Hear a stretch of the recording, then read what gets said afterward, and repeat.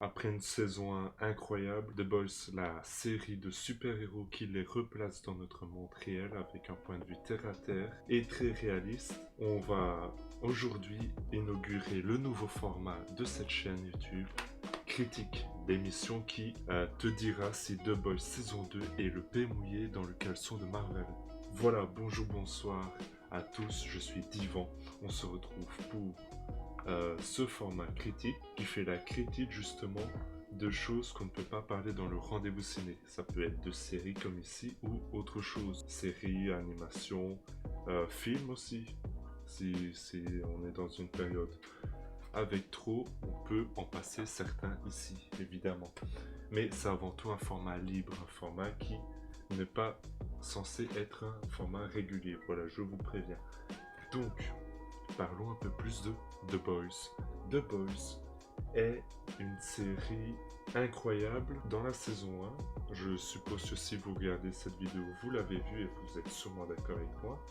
Mais on s'est surtout posé la question de est-ce que ils vont réussir à maintenir l'élan de la première saison? Et la réponse est un grand oui.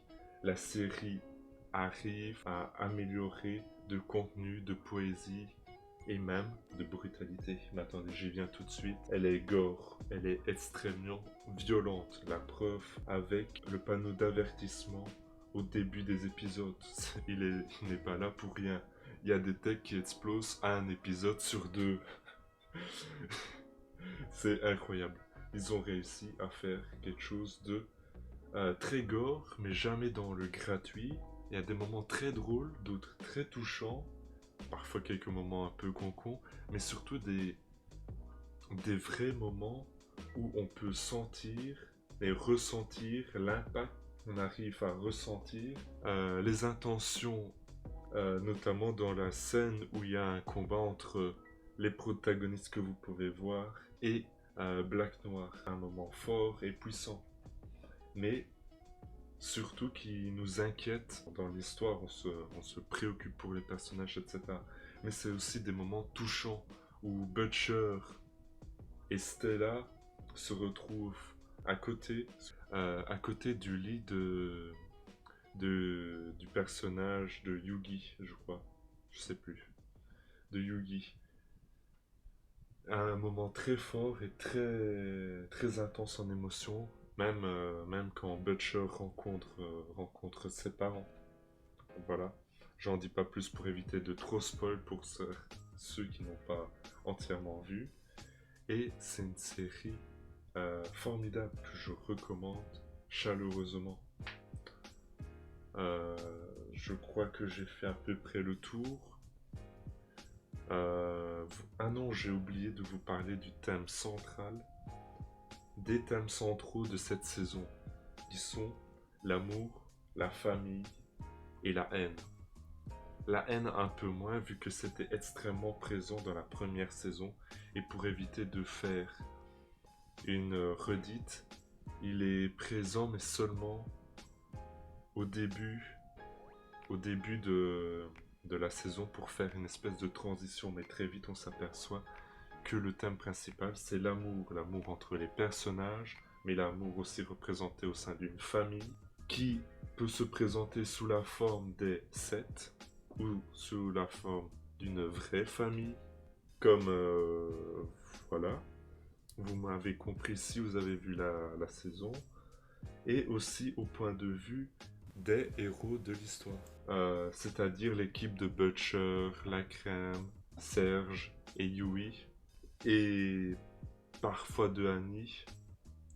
Justement, en parlant de Annie, elle est là pour faire un espèce de symbole de la série, c'est-à-dire la montre jeune et ingénue dans la première saison, mais assez corrompue et au service du système dans la seconde, mais c'est contrebalancé par, par sa relation avec Yui et qui se développe, oui et non, mais qui reste toujours intéressant et qui permet d'amener toujours un peu de légèreté dans les images assez dures qu'on peut voir tout au long des épisodes, notamment, comme je me répète, les têtes qui explosent, mais si seulement c'était ça, des, des membres cassés, des têtes, euh, des têtes arrachées, des peaux de visage arrachées aussi. Je vous dis, c'est quelque chose de gore, à pas, tout le monde n'est pas capable de regarder ça.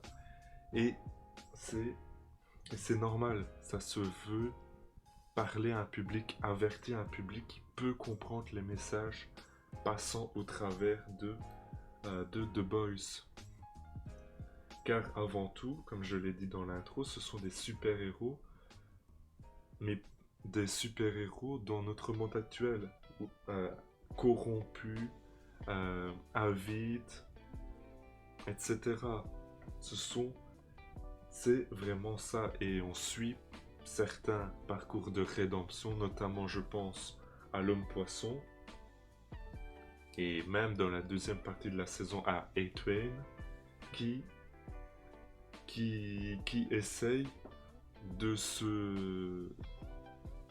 retrouver leur place dans le temps et d'être aimé. C'est d'ailleurs l'arc de l'homme poisson, c'est vraiment ça. C'est l'amour, s'aimer et après pouvoir aimer les autres.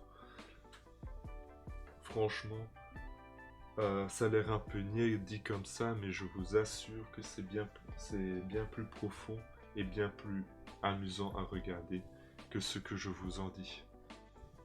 Et quand je disais que The Boys c'était le paix mouillé dans le caleçon de Marvel, je voulais dire évidemment que The Boys était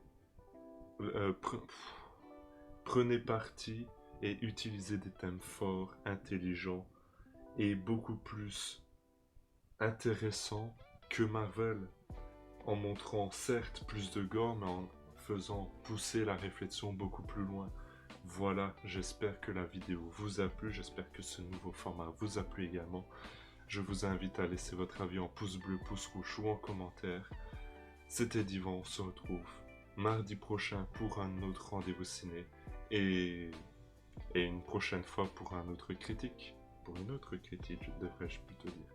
Allez, salut tout le monde.